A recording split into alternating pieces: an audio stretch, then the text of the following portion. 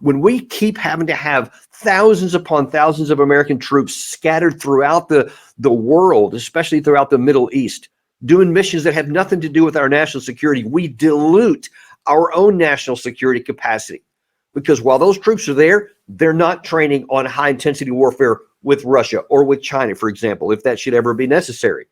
Instead, they're basically sitting in the desert doing nothing, just waiting to see if a bomb's going to drop on them. It's the most egregious waste of our resources and unnecessary risk to our troops that can be imaginable. 3 already paid that price over a month ago in Jordan. But if you have listened to people like Jack Keane, these war firsters, they're going to say, no, keep them there forever. Don't ever bring them back. There's no militarily attainable objective. There's no end state involved. It's just keep our troops in the ground forever. But let's look at some of the exact things. Let's go back to the playbook. Were there, in fact, people who were saying all along that this was crazy? I actually wrote a piece in the Armed Forces Journal while I was still on active duty. I said that, look, this war is on the brink of failure. There are 7 things that stand in the way of success in Afghanistan. And I specifically wrote, absent a major change in the status quo that currently dominates in Afghanistan, the U.S.-led military effort there will fail to accomplish the president's objectives. And despite our best efforts to spin it otherwise, we will lose the war in Afghanistan. And certainly that's exactly what happened. Of course, you can't hide the fact that in August of 2021, full decade later, all the egregious waste of resources and everything else, it exactly turned out the way that Matt Ho and I and a handful of others said at the time would happen. What irked me enormously was at the same time that I was warning that there were very predictable reasons why our war would fail, you had people at the highest levels trying to convince you otherwise. One of the most famous was David Petraeus. The same year I wrote what you just saw here, he told the American people this. In response to the threat posed by these extremists, ISAF forces and our Afghan partners are engaged in a campaign intended, above all, to prevent reestablishment of transnational extremist sanctuaries in Afghanistan, like the ones al-Qaeda enjoyed there when the Taliban ruled Afghanistan prior to 9/11. Meanwhile, the efforts to increase the size and capability of the Afghan National Army and police are also now on track, though there clearly is considerable work to be done in that critical area and to sustain the gains that have been made recently in recruiting and attrition. Even as we continue the effort to complete getting the inputs right, the actions taken over the last 18 months, which include tripling the U.S. force contribution and increasing similarly the U.S. civilian component, have enabled the initiation of new efforts in key areas in Afghanistan. As it turned out, about 4 or 5 months later, after he made those statements, I deployed into Afghanistan as part of Petraeus' surge, a part of President Obama's surge of 30,000 troops, you may recall. At the time I saw that, I thought, wow, well, maybe I was wrong. Maybe things are getting better. Maybe that we're not going to lose the war after what I said. I said, well, I really thought that it was going to work that way for the practical reasons that were in that article, but maybe I was wrong. So I was going to be happy to be proven wrong, and in fact was eager to get to Afghanistan because I wanted to be part of whatever we were doing that was going to bring that war to an end, end the suffering for the Afghan people, and of course make it safe for the United States. But when I got there, I saw to my anger and frustration and disappointment that everything that Petraeus said was a lie. And I say a lie, and not just that his assessment was wrong, because with the information that he had in his possession, he knew, he should have known anyway, that what he was saying was not going to work.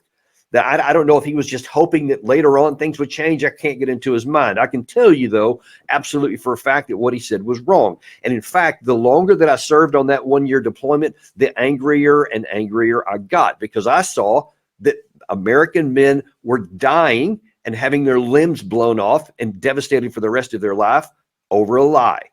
And when I got back, I just couldn't do it. I couldn't stay silent. So I wrote another piece in the Armed Forces Journal that talked about the lies that were going on in Afghanistan. The New York Times picked it up, and then they ran this thing that called me a whistleblower, which I didn't actually like that title. I just said, no, I'm just telling the truth because I have to. There's no way about it. And I was interviewed shortly after that time, after that article came out, a number of media outlets, and I was asked why I did some of these things and what I thought. Here's how some of that interview went. When you have a certain amount of information that you know things are a certain way, and then you convey them in public in a way that contradicts that, that's hard to get by with, to say that that's not intentional, or knowing that we're trying to make you think something that's not so. You know, if this was the third or fourth or fifth year even of the war, then you could say, well, we need to continue being that optimistic and go. But when you see the same comments from 2004, especially about the Afghan National Security Forces, from 2004, these guys are increasingly taking the lead. They're, getting out there. They're gaining the support of their countrymen. Only in the 11th year, you still don't see physical evidence of that. I have frankly lost my confidence in the ability of some of the senior leadership of the Army to police itself. And based on what I had seen over an extended period of time, and then what I had definitely seen in Afghanistan, it was clear that just going, quote, through the chain of command was going to accomplish nothing. And so I believed the only chance that there was to actually get some kind of something to fix this situation, to where we're just being honest about what's going on, is it's going to take some external help. And that's why I went to Congress. Now, to their credit, a number of congressmen, both in the House and in the Senate, Republicans and Democrats, met with me, agreed with what I had said because they could see the evidence of it, and did try to help, but there was far too few of them that were willing to do anything else. And especially because in the immediate aftermath, of course, news media, because it hit the New York Times, so now it's everywhere, everyone was talking about it. So they went and stuck a microphone in the face of all these generals, and they would say stuff like, well, yeah, I saw the Davis report. That's his perspective. That's what it is, but he doesn't see all I see. And from where we see, this is from the Commander General Scaparrotti at the time. He said, from where I see, that the things are still working in the right direction. Petraeus is right. Over time, you'll see this is going to work out. And so most of the major media went, okay. Congress continued to fund the money year after year after year, until finally, by 2021 in August, spin was finally crushed by reality on the ground, as me and several others said that it would. And it was self-evident, if you're willing to look at it realistically, you knew that outcome was going to happen.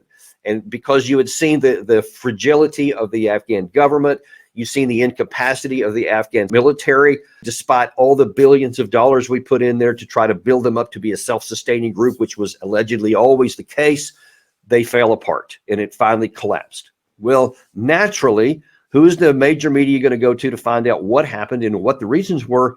Then the very architects for it. They blamed everybody else but themselves, as this interview from 2021, David Petraeus answering that question. Certainly there was. There was a sustained commitment that could have been pursued. 3,500 troops with a lot of drones and a lot of air power, and 8,500 coalition forces, and perhaps most importantly, the contractors still on the ground. We just should have stayed there forever. We should never have left. And if we had just continued to do that, then this wouldn't have happened. But you know what? That itself is a lie. It's dead wrong. And you don't need to look any further for proof of that fact. Then you look at what we did from that surge that David Petraeus promised President Obama it would work, all the way through to the end, where we had this big surge of troops. We killed a lot of Taliban. The Taliban grew. They got stronger and they got stronger. And then when finally, for political reasons, Obama withdrew anyway, the numbers kept going up. So every time we kept bombing them and all and killing them and having these strikes and drone strikes, attacks that he was just talking about here. And then at the end, we had, he was talking about 3,500 troops and some contractors. That's a drop in the bucket. I was there when there were 140,000 U.S. and NATO troops. And even then, we could not quell it. And they continued to grow. So the idea is laughable that 3,500 troops sitting basically in Kabul and Kandahar and Bagram Air Base are going to have any influence over the whole country, whether it's the Taliban or ISIS that was already on the process of coming up at that time. So they rose even when we had troops on the ground. We never had enough with those 3,500 to contain them. They will fight tooth and nail to keep the troops there. That's the Middle East.